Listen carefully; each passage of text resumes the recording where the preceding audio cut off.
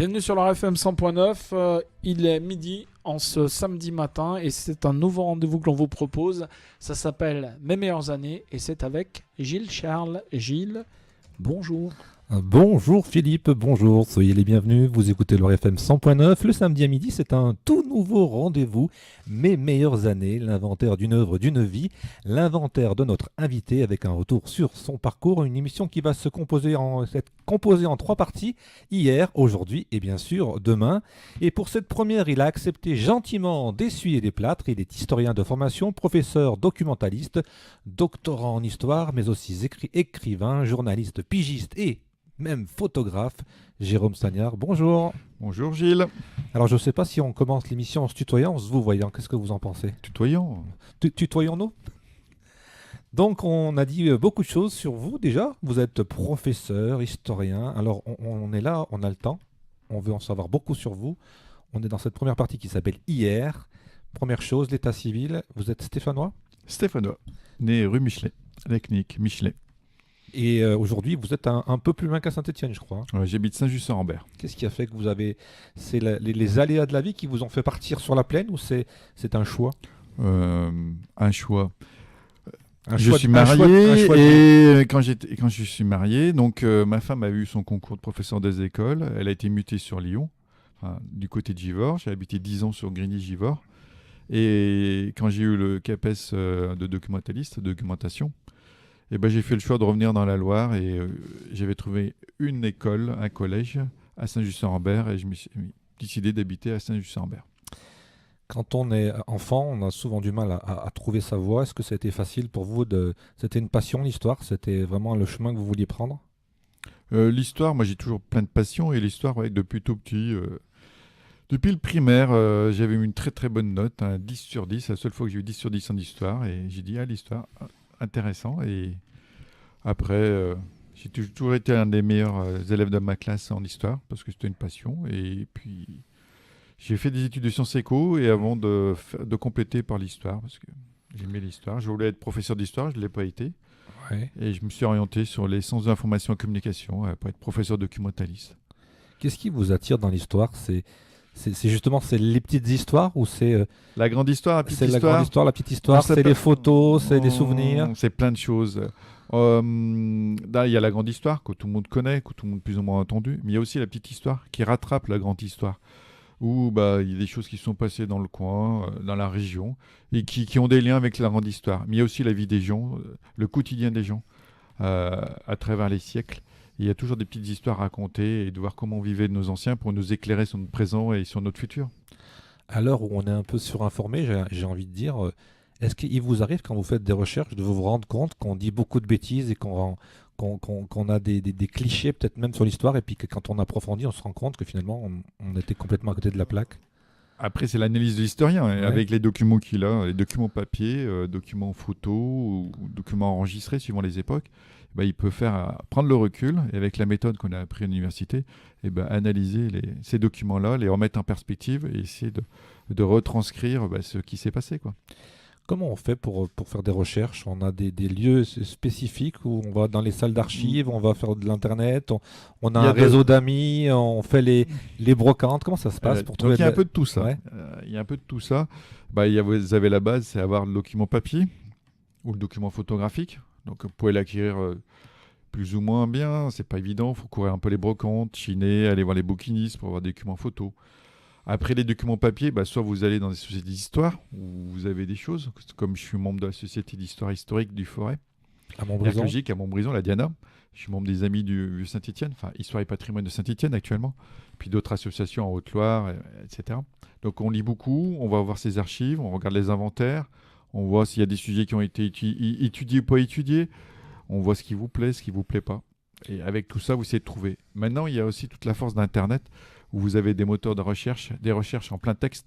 C'est-à-dire que vous tapez un mot dans le moteur de recherche et il vous sort le mot dans le texte. Et ça vous permet de trouver plus facilement un document. Sinon, vous avez les archives départementales de la Loire ou archives municipales de Saint-Étienne ou ailleurs. Et là aussi, vous choisissez un thème, vous regardez la série où c'est et puis vous essayez de trouver le document qui peut vous correspondre. Ça, c'est une partie où vous savez d'où vous partez au départ. Ou bien, moi, je fonctionne aussi.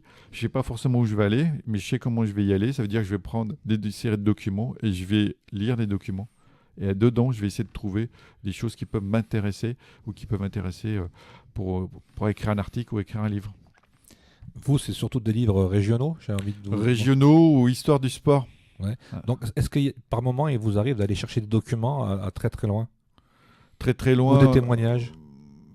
Des témoignages. Donc on peut peut-être faire ça par téléphone finalement. Pas forcément. Par exemple, sur le livre que j'ai fait sur les mémoires de supporters, supporters de l'ASS, j'avais fait une série de questionnaires. Et le but, c'était de trouver des personnes qui étaient entre 7 et 77 ans pour pouvoir s'adapter et après pour prendre des témoignages par rapport à ces personnes-là. Là, on parle de questionnaires. Quand j'ai fait le livre sur les mémoires de mineurs, les anciens ingénieurs ou les anciens mineurs, on était un peu dépassé avec mon collègue Joseph Barthé parce qu'on n'avait que des témoignages d'ingénieurs. Et l'histoire était un peu phagocytée. C'était un prisme. On voyait 90% de l'histoire était vue par des ingénieurs, alors que c'était plutôt l'inverse. Il y avait 10% d'ingénieurs et 90% de mineurs. Donc là, il a fallu refaire des questionnaires et des interviews orales sur cassette et tout pour essayer de tomber au bon moment, tout ça, quoi. On a parlé d'histoire. Est-ce qu'il y a une période précise ou alors on remonte sur des centaines d'années où vous êtes un spécialiste, je ne sais pas moi, du 18e, du 19e? Moi, j'y mets le 18e, 19e siècle, par exemple. Après, j'adore l'histoire romaine ou l'histoire médiévale et tout. Travailler dessus, c'est plus difficile parce qu'après, il faut aller dans le texte, il faut lire le latin. Je ne suis pas forcément latiniste. Relire l'ancien français, ça dépend des périodes. Le 16e siècle, c'est facile à les lire, mais le 17e ou 15e, c'est beaucoup plus compliqué. Il faut avoir l'entraînement, faut pas s'arrêter, quoi.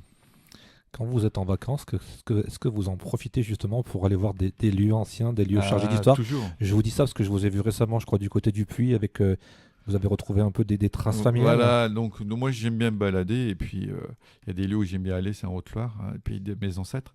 Là, je crois que comme beaucoup de Stéphanois. Hein. Là, il n'y a pas longtemps, vous faites allusion, je suis allé à Saint-Didier-en-Velay voir la brocante pour essayer de trouver des photos, trouver des choses qui me peuvent m'intéresser. Et puis j'ai travaillé sur une famille qui s'appelle La Fressange, qui est en lien avec Inès de La Fressange. Ça a été le lien avec mon mémoire de DEA, un diplôme d'études approfondies que j'ai fait sur Henri de Saint-Nier-La Fressange, qui était maire de Saint-Didier, député, président du conseil général de la Haute-Loire. Et ça me permet de voir le lien. Je revois sur les traces, je suis allé au cimetière, à l'église, il y a plein mal de liens. L'hôtel particulier de La Fressange à Saint-Didier, ça me fait toujours un petit clin d'œil de revoir un peu ce qui se passe, quoi.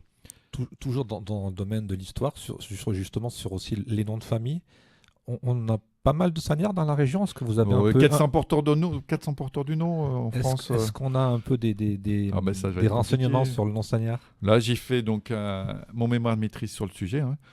Le but, c'était quand je suis allé voir mon maître, mon professeur d'histoire, Jean Merlet, je lui ai dit, si je pars de l'ancêtre, ce Jean de Saint-Nier en 1439, quand il a été anobli à la cathédrale du Puy, j'aimerais faire quelque chose par rapport à ça. Il me dit, tu peux partir de l'ancêtre et après tu vas reprendre des thèmes. Tu t'aperçois qu'il y en a qu'une partie, ils étaient religieux. Donc, une partie, ils étaient militaires. Ils ont fait tous les conflits militaires depuis peut-être les croisades. Une partie sur la possession de la terre. Et avec ça, j'ai pu faire mon mémoire de maîtrise. Et après, je l'ai redécliné par famille. Il y a les familles La Fressange, qui est très connue actuellement. Il y a la famille Canson, qui a donné le papier Canson. Une famille qui est complètement partie en quenouille, c'est la famille Chemeroux. À Issageau, la famille Saslange à Craponne, puis à Vauchette. Et donc, on reprend tout ça. Donc et puis une autre partie de ma famille qui était du côté du Pertuis. Vous avez beaucoup de racines de Haute-Loire. Ouais, d'Haute-Loire. Altiligérienne. Altiligérienne, ouais. Donc j'ai vu aussi également doctorant en histoire. Est-ce que vous pouvez nous expliquer un peu pour nous, j'allais presque dire les incultes, mais quand on va pas aller jusqu'à là, qu'est-ce que c'est exactement un diplôme de doctorant? Doctorant, c'est pas un diplôme, ça veut dire que c'est une reconnaissance, c'est quoi? J'ai pas fini ma thèse, j'aurais pu être docteur. Après, ça a été assez compliqué parce que je devais faire une thèse sur l'histoire de la noblesse volave. Forésienne volave, c'est dans le Velay, c'est Saint-Jean, le Puy. Autour de 1800-1914, c'était le thème. Après, je me suis aperçu que dedans, il faut convaincre des personnes qui ont des archives, parce que toutes ces archives ne sont pas forcément aux archives départementales de la Haute-Loire ou de la Loire, ailleurs. Je pense qu'il y a beaucoup de choses dans les greniers. Et il y a beaucoup de choses dans les greniers, et à certaines familles, j'avais 2 ou 3 familles sous le coude pour pouvoir, que je n'ai pas réussi à convaincre, d'ouvrir ces archives, parce qu'ils ont eu peur qu'on découvre certaines choses, peut-être, je ne sais pas. Et moi, Des j'ai secrets trouvé de que famille. j'étais pas assez allé loin dans les choses. C'est pour ça que j'ai arrêté le doctorat. Et quand on est aspirant docteur, on est doctorant. Voilà. Donc ça vient après un bac plus 5, après une maîtrise, un DEA, et ça vient entre bac plus 5 et bac plus 8. Donc pour faire un peu d'humour, on n'a pas une grande blouse blanche et on ne sculpte pas les gens. Hein. Non, non. On Mais est- on peut être en blouse blanche et en gants blancs pour trouver certains documents, pour les manipuler, parce qu'ils ont une certaine ancienneté. Tout à fait. À cette époque-là, quand vous étiez, on va dire, adolescent, c'était quoi la vie de Jérôme Sagnard? C'était quoi les rêves de Jérôme Sagnard quand il avait une quinzaine d'années? C'était comme d'être... Comme Gilles Charles, Je pense très pas. connu au niveau du football. Vous Voilà, avez, j'adorais jouer au foot. vous J'ai avez- tout le temps joué au foot. vous avez joué au football? Ouais. Dans quel club?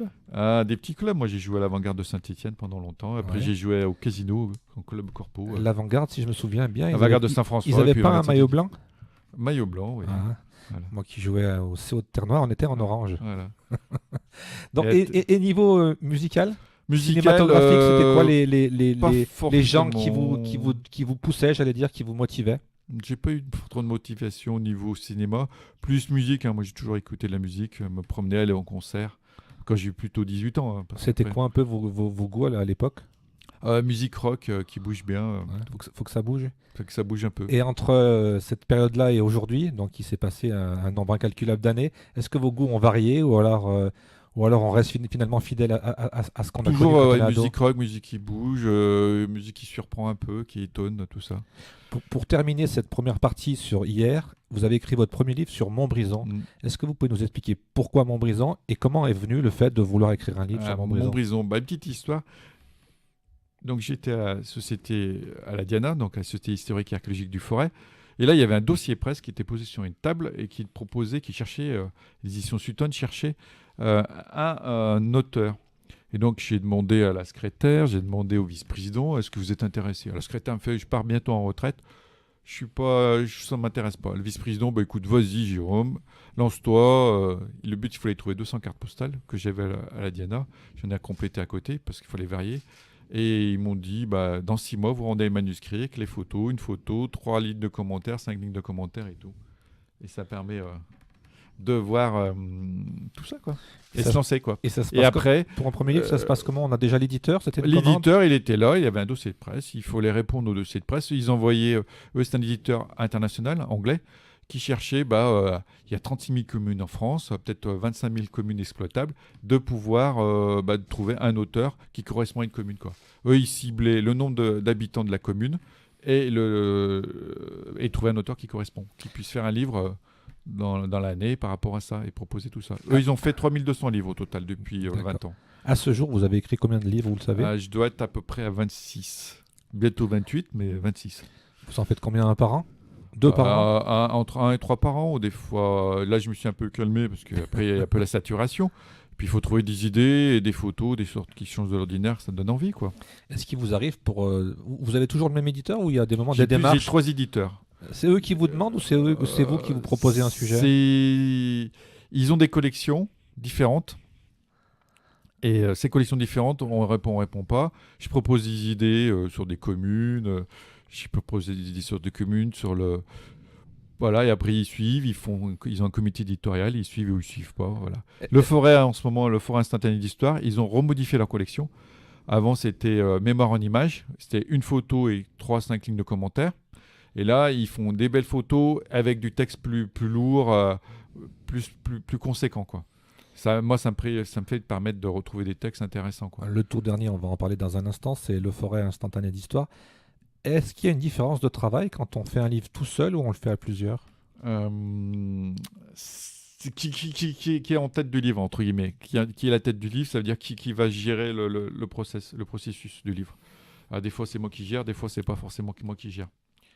On va faire notre première pause musicale dans cette émission qui se veut une émission de parole, mais aussi de musique.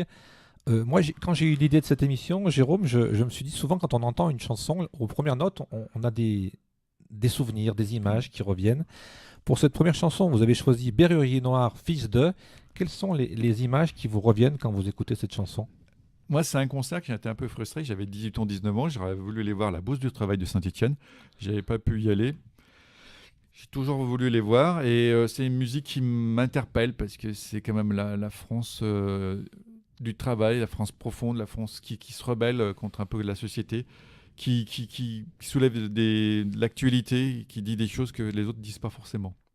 Avec une musique entraînante qui bouge un peu, quoi. Très bien, alors on fait notre première pause musicale et on revient juste après pour cette seconde partie. Retour dans cette émission Mes meilleures années, la première avec Jérôme Sagnard. Alors on est obligé de faire un petit passage par le côté politique, puisque vous m'avez parlé de chansons engagées. Berrurier Noir, c'est quelqu'un c'est des gens qui disent quelque chose. Et Jérôme Sagnard, finalement, aujourd'hui, on est dans la deuxième partie qui parle effectivement d'aujourd'hui. Jérôme Sagnard, c'est quelqu'un qui est élu ou qui est conseiller un peu, je sais pas, Conseil municipal. qui a un petit peu un rôle sombre du côté de Saint-Just-Saint-Rambert, non? Sombre. C'est le...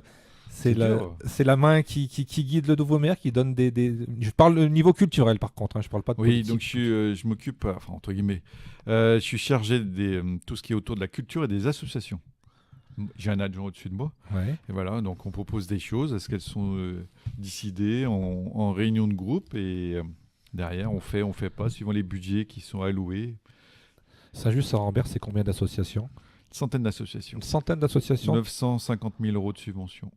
C'est tous les domaines, c'est la culture, Tous c'est les le domaines. sport. Des Amis du Chat à la MJC, pôle culturel. Et donc, vous avez seulement un rôle culturel, vous vous impliquez pas sur des choses Non, un peu plus politiques. C'est différent. Vous avez une délégation. Le choix qui a été fait par notre maire Olivier Joly, ça veut dire que vous avez un adjoint qui est responsable du domaine de la délégation, et à côté, chaque élu, chaque conseil municipal est en lien avec un adjoint. Voilà. Donc on est là pour animer tout ce qui est culture, association. Il y a des commissions, il y a avec l'opposition, avec les personnes ressources de la commune. Après, vous allez sur les manifestations, faire du relation, etc., quoi. Est-ce que vous jouez un rôle dans la grande manifestation qu'on voit maintenant chaque année sur les bords, j'allais dire de Loire, oui, à Saint-Just-Saint-Rambert, notamment les concerts? Les concerts, ouais. il y a des choix où on peut influencer. C'est pas un secret. Avec Olivier Joly, nous sommes allés à un concert dans une radio concurrente à Feur. Nous avons repéré des artistes et l'année dernière, nous avons repéré, j'avais sensibilisé le maire à la venue de Superbus, que ça peut intéresser nos concitoyens. Et effectivement, ça a intéressé. Et 6000 personnes sont venues en Bord-de-Loire assister au concert au mois de juillet. C'était une grande réussite. Ça représente à peu près un tiers des habitants de la commune. Moi, je dis bravo. Hein. Comment on fait là? On regarde son budget ou alors on essaie d'être éclectique, on essaie d'avoir un public large, on essaie d'intéresser aussi bien les jeunes, les familles, les grands-pères, les grands-mères? Il y a un budget. Après, on avait fait le choix d'un concert musique. Ouais. Le choix de l'année prochaine, il va plutôt s'orienter dans le choix qu'on nous a demandé, le maire nous a demandé avec l'équipe, c'est de mettre plutôt un concert ambianceur, plutôt ambiance. Festif. Hein. On avait mis... comment ça s'appelle Magic System, il y a 2 ans? Non, Magic System, non, c'était pas 2 ans, on nous a proposé Magic System, ils sont Non, pas Magic System, c'était l'autre groupe là qui fait un peu le même style. Ouais, non, ils sont tous déguisés en super-héros là, ouais. J'ai oublié le nom. Ouais, moi aussi. Voilà, c'était plutôt ambiance. Bon, voilà. Après, il faut qu'on trouve un peu, qu'on touche tout le public, quoi. Différents publics. Il y a un public jeune, un public moins jeune, un public plus ancien, que tout le monde s'y retrouve et il fait la fête sur les bords. Est-ce qu'il y a des gens qu'on aimerait faire venir et puis qu'on se dit, ben ça passe pas dans le budget? J'avais lancé une petite blague, une petite pique pour un 1er avril. Ouais. J'avais proposé Dépêche Mode. Ça a fait beaucoup de bruit, quoi. Mais Dépêche Mode, c'est à mon avis très très très cher, trop cher pour nos budgets et les associations ne seraient pas forcément heureuses qu'on consacre tout cet argent pour. Vous parlez de bruit aussi. On l'a vu dans votre bio, vous collaborez sur des supports d'information. Vous avez créé aussi également un blog qui s'appelle Le Petit Furania. Voilà, alors, est-ce que vous pouvez nous expliquer pourquoi, comment et qu'est-ce qu'on trouve dedans? Voilà. Donc, pour me dire, moi, je suis toujours passionné de journalisme, comme vous savez. Et moi, j'avais collaboré avec Pat Françon à l'époque sur Politique 42. Après, quand Politique 42, il a dû arrêter parce qu'il avait été pris un poste au conseil départemental de la Loire. Une autre personne qu'on connaissait, qui travaillait avec nous, qui nous a proposé de créer, ça s'appelait Le Grisou, une sorte de webzine qui a très bien marché. On avait entre 30 000 et 100 000 connexions par mois. Voilà. Et donc, la personne qui s'occupait de ça a eu une autre fonction dans une autre radio concurrente et il a laissé de côté tout ça. Donc Pat Françon, c'est toujours recasé. Maurice Duchesne, c'est recasé. Et puis, pendant 6 mois, je me suis posé les questions en me disant, je vais dans des lieux, je me fais inviter, c'est gentil, c'est bien, je vais pas faire un peu le pique-assiette, mais j'ai dit, ça serait bien quand même de les mettre en valeur aussi, comme je faisais avant. Donc j'ai recréé un webzine qui s'appelle Le Petit Furien, qui est sur mon site et qu'on trouve facilement et qui commence à marcher tout doucement. En 6 mois, je suis avec mes petits moyens à 15 000 connexions et ça avance tout doucement, quoi. Et on y retrouve quoi alors? Alors j'essaie de travailler un peu tout ce qui est clin d'œil sur des associations, sur des éléments, des coups de cœur, des envies de sortie que tout le monde peut aller, que les journalistes ou assimilés journalistes peuvent profiter. Sur le football aussi, l'ASS, quand je peux aller assister aux conférences de presse. Voilà, et quand je vois des choses sur l'actualité littéraire, tout ce qui est culture et société, quoi. Très bien. Et un peu de politique, comme c'est l'actualité sénatoriale actuellement. Parce que vous arrivez à avoir quelques scoops. Ah, mais je peux pas toujours les dire, malheureusement. Ouais. On peut pas toujours, parce qu'après on se fait des ennemis. On se fait des ennemis, et ça, Gilles, vous connaissez bien. On se fait des ennemis sans s'en rendre compte, parce qu'on dit un truc tout simple et puis ça part en cacahuète, comme on dit. C'est mal interprété. C'est toujours mal interprété. Pour revenir au chapitre aujourd'hui, donc votre actualité, si on peut dire, c'est Le Forez, instantané d'histoire. Alors, première chose, on veut se procurer ce livre, on fait comment? On va dans les librairies, les très bon bibliothèques. commercial Maurice qui est super fort. On les commande sur Internet. Donc, soit sur Sutton, ils ont un site Internet mais qui est en fonte actuellement, qui va être opérationnel à la rentrée. Soit dans les grandes surfaces. Je ne citerai pas toutes les grandes surfaces du coin. Les grandes librairies du coin et les petites librairies qui sont aussi susceptibles de l'avoir, quoi. Si on est à l'autre bout de la France, on ne peut pas le trouver en magasin, il faut le commander sur Internet. Vous pouvez l'avoir, les grands distributeurs internationaux, vous l'avez. Vous avez le site Sutton qui est bon aussi, quoi.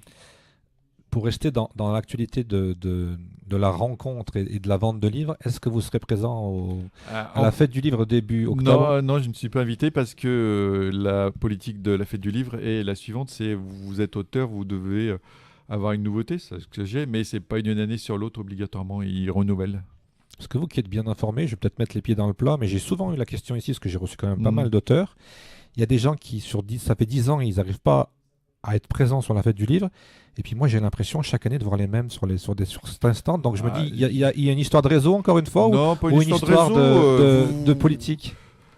Comment vous dire, ils choisissent, je pense qu'ils ont beaucoup de propositions. Il faut évident. écrire avant le 15 juin à la fête du livre de Saint-Étienne, vous proposez, vous avez un ouvrage, eux ils vont faire une sélection. Si c'est histoire régionale, que vous avez plus d'auteurs dans ce style-là, à mon avis, ils bloquent 20-30 places maximum. Et après, les places sont vite prises, quoi. Donc cette année, Jérôme Sagnard, il sera dans la fête du livre, mais dans les travées, en train de dialoguer avec tout le monde. Voilà, j'ai déjà écrit une petite brève sur le futur parrain de la fête du livre, qui sera Didier Descoings, et j'ai des petites choses autour, et puis bon... Mais je n'ai pas dit que je ne ferais pas la fête du livre. Je veux dire, peut-être quelque chose, une petite surprise, mais à vous de la découvrir. Vous serez quand même sur une chaise derrière un pupitre. On ne sait pas, je dis rien. Voilà. Je laisse découvrir les curieux. Pour revenir à ce dernier livre, Le Forez, comment est né le projet? Le Forez, tout simplement, une nouvelle collection, une nouvelle proposition de mon éditrice Emmanuelle. Elle me dit pourquoi pas faire quelque chose. Tu auras plus de textes à proposer autour de la presse. Des photos, j'ai pris des photos depuis 4-5 ans que je chine ça et là, que je trouve. Et moi, je pense que je suis assez heureux du livre parce que les photos rendent bien. Comment on fait pour trouver toutes ces photos? Et deuxième question, est-ce qu'on a marche beaucoup. On marche beaucoup. Comment on fait pour les histoires de droit? Là, il y a 2-3 albums photos que j'ai fait l'acquisition un peu partout, à certains endroits, et donc je suis propriétaire de ces photos, entre guillemets. Moi, je me suis dit propriétaire photo, c'est des albums photos personnels. Il n'y a pas de photos de journaux locaux, il y a des cartes postales. Le droit, c'est simple, c'est 70 ans après la mort de la personne. Donc c'est bon, quoi. La personne qui est sur la photo, qui a fait la photo, si on arrive à savoir qui a fait la photo. C'est souvent difficile. difficile. Et c'est des années de 1900, donc maintenant on est tranquille. Ouais, on est tranquille au niveau des droits alors. Ça vous a pris combien de temps en gros pour du premier jet, j'allais dire du premier mot à la dernière 6 mois, 8 mois, je sais plus, j'ai pas regardé. Je l'ai fait il y a 2 ans, quoi, celui-là. C'est comme une grossesse, quoi. Voilà, à peu près, ouais. Ouais. Des fois, on va vite et des fois, j'en ai fait en 3 semaines, mais quand on fait que ça. Puis d'autres, ça prend un an, quoi. Comment, on l'a dit tout à l'heure, un peu les thèmes, on vous les demande, vous réfléchissez. Comment vous est venue l'idée aussi on va revenir sur un sujet qui est très populaire à Saint-Étienne, c'est les vers. Est-ce que là aussi c'était une commande ou c'était une envie de faire un livre sur les vers, le 12e homme? J'ai eu une envie de faire un livre sur l'ASS. Et puis j'ai analysé, on analyse, on fait son questionnement. Et on s'est dit, qu'est-ce qui a été écrit sur l'ASS? Et là, on s'aperçoit qu'il y a eu à peu près, quand je l'ai écrit, 80-100 livres, à peu près référencés sur l'ASS. Et là, je me dis, l'éditeur me dit, pourquoi tu ne feras pas une histoire de l'ASS? J'ai fait, ouais, mais 80-100... Faut être original. Ouais, faut être un peu original, il faut trouver d'autres idées. Et je me suis dit, pourquoi pas les supporters? Il y avait un livre qui avait été fait par les Magic Fans, qui était diffusé en interne Magic Fans, mais pas de livre sur les supporters. Et donc, ça m'a permis de parler de mon club préféré et adoré. Et voilà, donc autour des supporters. Comment ils ont vécu leur passion, comment ils l'ont reçu, leurs parents, leurs grands-parents, et comment ils le transmettent à leurs enfants, leurs petits-enfants. Et comment ils le vivent. Est-ce qu'ils font des déplacements? Est-ce qu'ils vont à tous les matchs? Est-ce qu'ils achètent des choses, des maillots? Est-ce qu'ils vont voir les entraînements? Mais une passion masculine, une passion féminine. Et j'ai eu des difficultés à trouver plutôt féminine, les passions, mais c'est de trouver un peu tous les différents aspects, quoi. Est-ce que dans vos recherches, la passion des vers, on a l'impression que c'est dans toute la France et même si on pousse un peu plus loin, un peu dans le monde entier, est-ce que c'est un des seuls clubs européens qui est comme ça ou on en retrouve peut-être cette culture populaire aussi? Est-ce qu'on en retrouve d'autres comme Lens ou des choses comme ça, ou Marseille? Question un peu orientée. Banacazo, il m'expliquait, il y a 5 millions de personnes, d'après leurs analyses, qui suivent l'ASS quoi qu'il arrive, qui suivent les résultats à chaque match. On trouve les associés supporters, qui est basé à Saint-Étienne, ils ont 5000 adhérents, qui sont dans la France, partout en Europe, et à l'étranger, partout, même dans les îles. Même dans les îles, oui. Mais moi, là, vous vous êtes enrhumé. J'ai eu beaucoup d'anecdotes, notamment une que j'avais déjà racontée à l'antenne, mais je vais la raconter. En haut du Vésuve, à Naples, il y a une petite cabane où une vieille dame vend des boissons et puis des souvenirs. Quand je lui dis Saint-Étienne, elle m'a parlé des verres. Ah, c'est obligé. C'est obligé. Puis c'est vrai que j'ai eu que des anecdotes comme ça. Ouais, mais j'en ai plein aussi. Plein comme ça. Très bien. Alors, on est toujours dans ce côté aujourd'hui.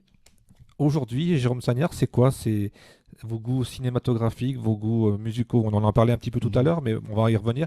Est-ce qu'aujourd'hui, il y a des nouveautés qui vous accrochent ou alors est-ce que vous êtes toujours, j'ai envie de vous dire, dans les années 80?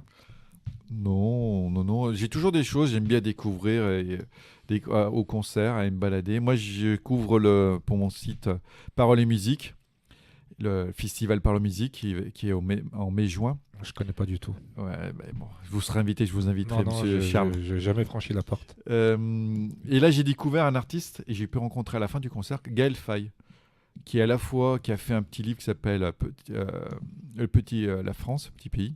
Enfin, j'ai oublié le nom. Et qui, en même temps, qui a eu le concours des lycéens et qui est chanteur. Ouais. Une petite merveille. Là, il y a 2 ans, j'avais découvert Jane, que je ne connaissais pas du tout. Et là, j'ai redécouvert les Ludwig von 88, qui est en lien avec les Berus. Et vous m'aviez parlé aussi d'une chanteuse ukrainienne, il me semble. Ah, Jiedré, qui est adorable, qu'à chaque fois, je vais la voir. Je sais que vous avez un coup de cœur. J'ai un coup de cœur, oui.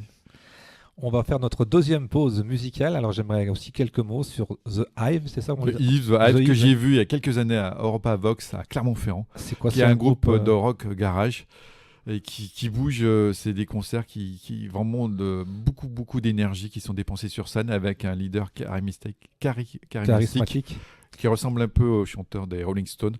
Et une ambiance étonnante. Ils sont toujours, quand ils arrivent sur scène, ils sont en costume. C'est quelle origine ce groupe? Suédois.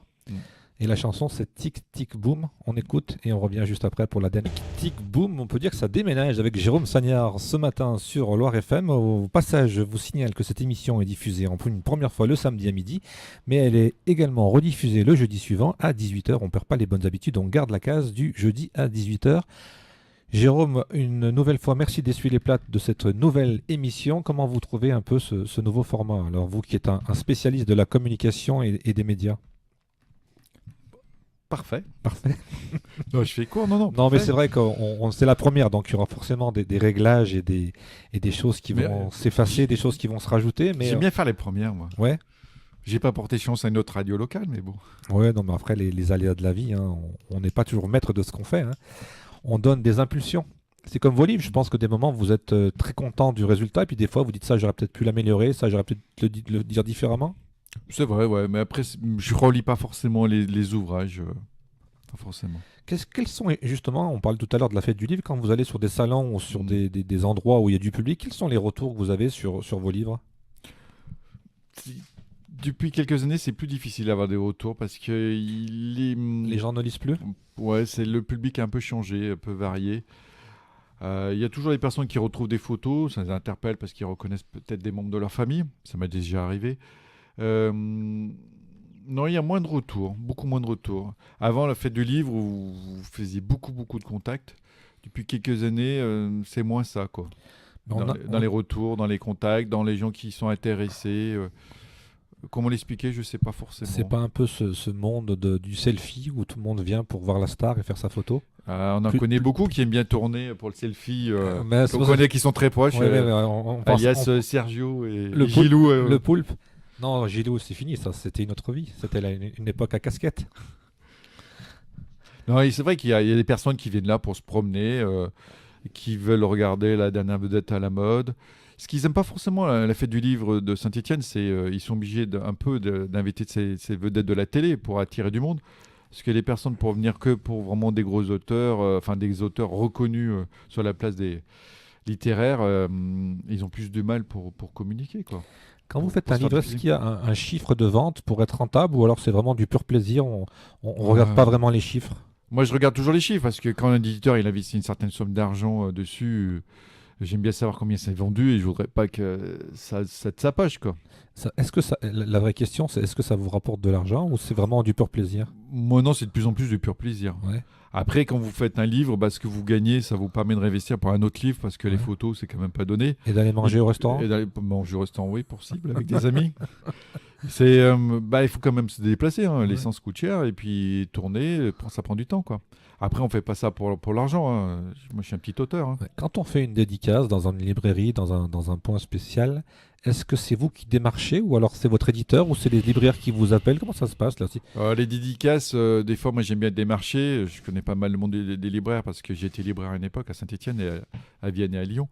Mais il n'y a plus personne, hein, qui vient. C'est pas. Moi, je suis pas assez connu, reconnu pour que je suis pas passé à la télé pour qu'il y ait plein de monde qui vienne. Après, on démarche, ils peuvent vous démarcher, mais après, c'est plein de choses. Après, les dédicaces, c'est plus la façon de diffuser, de faire connaître le livre. Il faut plutôt, moi, je préfère créer un événement autour avec une conférence, une exposition qui attire du monde et qui fait venir avec une rencontre débat. C'est plus intéressant, quoi. Et ça se passe comment quand il y a des rencontres débats? C'est vous qui organisez ça ou c'est pareil, on vous contacte? On me contacte ou je contacte, je propose, je cherche des idées, je cherche des lieux. Parce qu'on peut quand même vous qualifier, mis à part tous les mots un peu entre guillemets pompants, vous êtes quand même une référence en histoire dans la Loire maintenant. Ah, c'est vous qui le dites, hein, monsieur. Là, c'est parce que vous m'avez filé un chèque sous la table, mais c'est vrai que vous avez écrit pas mal de sujets, vous êtes historien, vous avez recherché des cartes postales un peu inédites, vous êtes quand même une référence, donc il y a forcément des gens qui viennent vous demander peut-être du conseil, peut-être de l'info. Des conseils, oui, il y a toujours des conseils. Moi, j'ai pas mal, quelques personnes que je connais de l'université qui cherchent des éditeurs. Ouais. Donc, des fois, je les aide à trouver des éditeurs à relancer, à expliquer pourquoi ça n'a pas marché ou comment ça pourrait marcher, vers qui s'adresser. Moi, je fais toujours le conseil. Quand je peux faire conseiller, si je peux aider, je peux toujours aider. Oui. Le principe de vos livres, c'est un peu de texte et beaucoup de photos.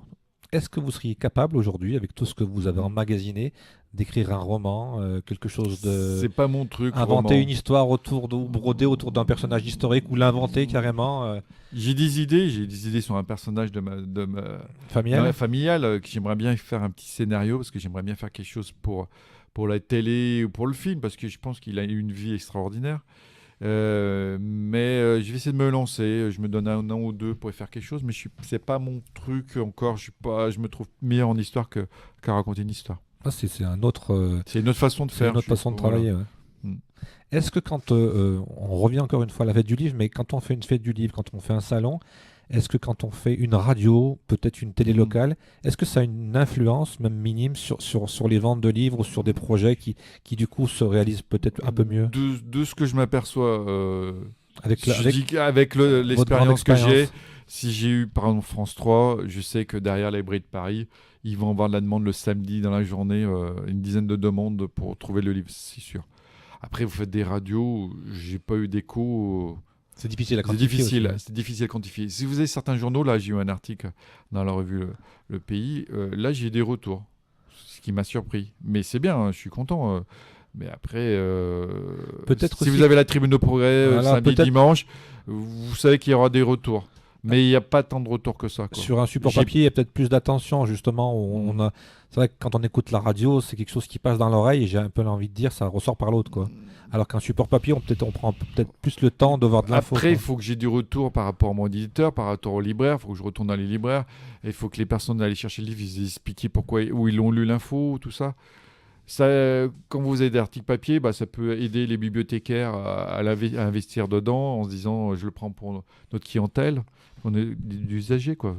Et on vous a jamais proposé une rubrique on parle tout à l'heure du journal Le Progrès, une rubrique sur la Loire, sur le Montbrison, Non, sur le non, Pilat. mais c'est très prenant, c'est très prenant. Ouais. C'est très prenant. Vous passez beaucoup de temps. À un moment, je l'ai fait pour l'essor, j'ai écrit, mais ça vous bloque une demi-journée, quoi. Le temps que vous faites une petite histoire, quelque chose comme ça, c'est que c'est compliqué, quoi. Parce que là, aujourd'hui, vous êtes professeur dans une école. Voilà, je suis enseignant documentaliste. Ouais. Quelle est la vraie fonction, alors, enseignant documentaliste?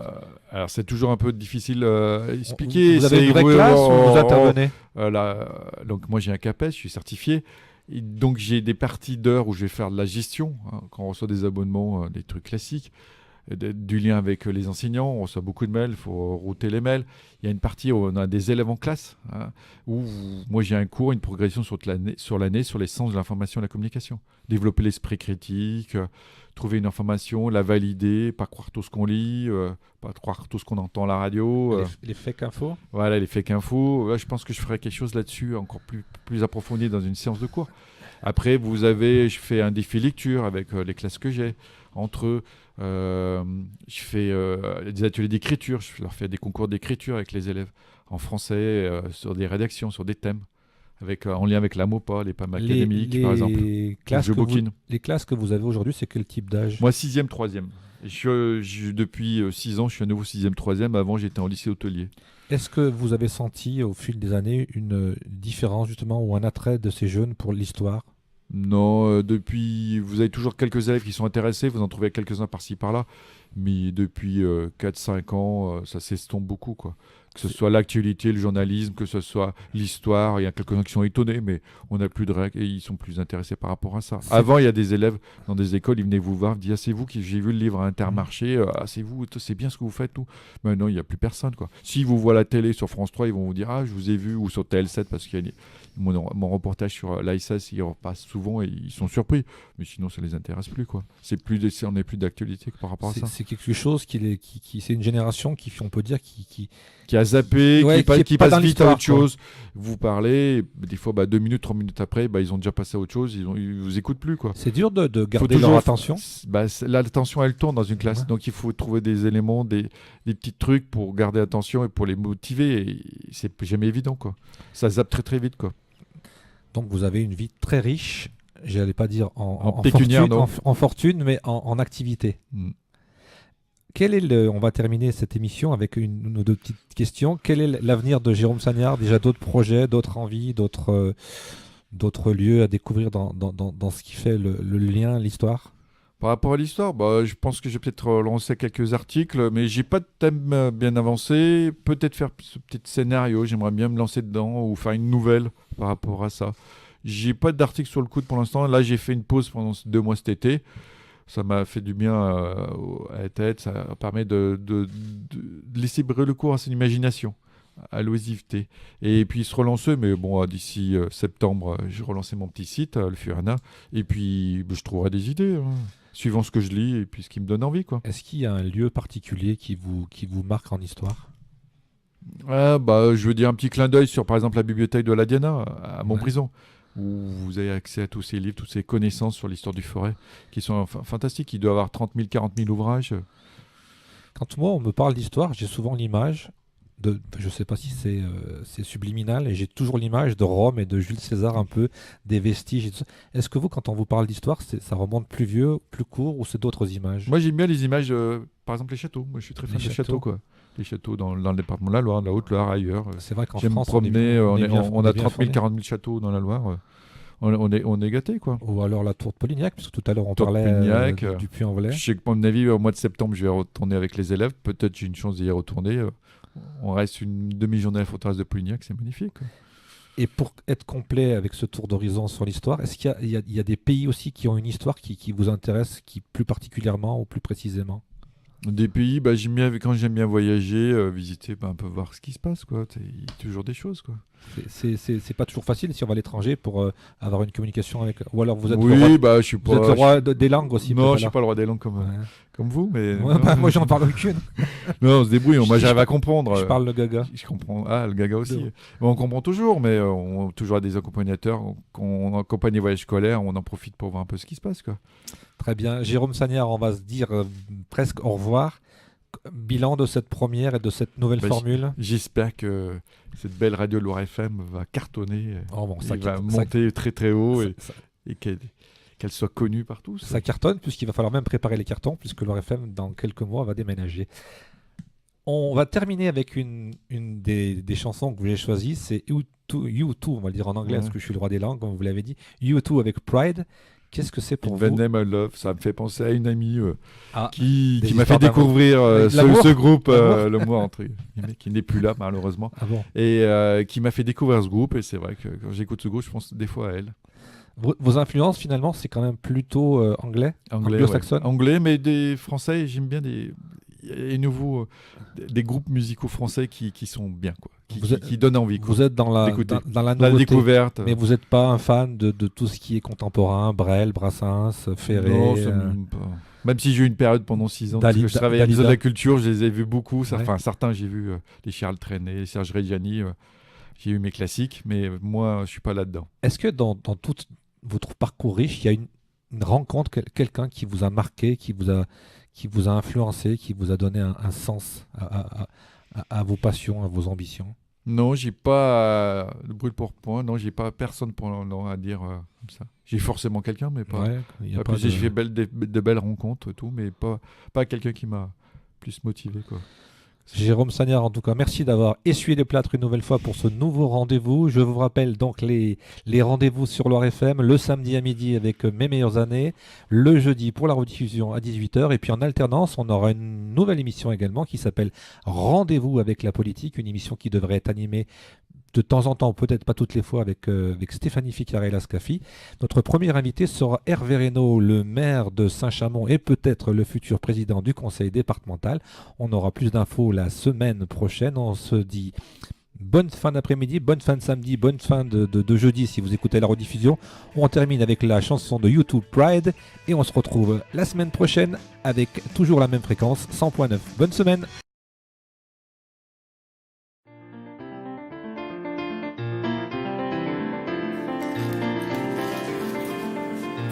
Bonjour, rendez-vous avec les acteurs de la vie nigérienne, c'est toutes les semaines, le jeudi à 18h et le vendredi à 11h sur Loire FM.